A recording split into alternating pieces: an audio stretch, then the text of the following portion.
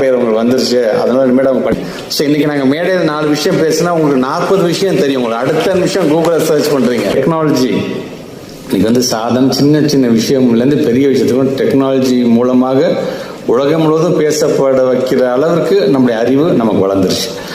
நமக்கான சேலஞ்ச் என்ன தெரியுமா இருக்க போகுது? ஆர்டிஃபிஷியல் இன்டெலிஜென்ஸ்லாம் வந்துருச்சுன்னா என்ன கேள்வி கேட்கணும் அப்படிங்கிறதுக்கு ஒரு அறிவு வேணும் பார்த்தீங்களா? அதுதான் ரொம்ப முக்கியமாக போயிடும். ஏன்னா நீங்கள் கேட்குறது இது கேட்கணும்னு தெரிஞ்சால் ஆர்டிஃபிஷியல் இன்டெலிஜென்ஸ் உங்களுக்கு பதில் சொல்லிட்டு போயிடும் உங்களுக்கு.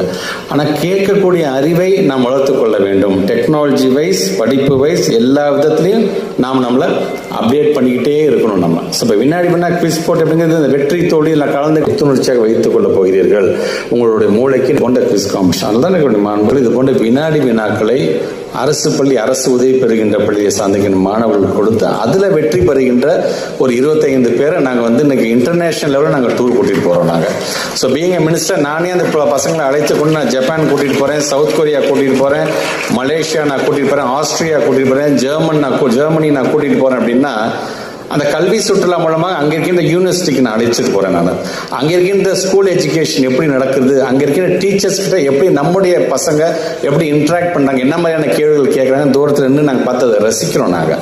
ஸோ அங்கே இருக்கக்கூடிய ஒரு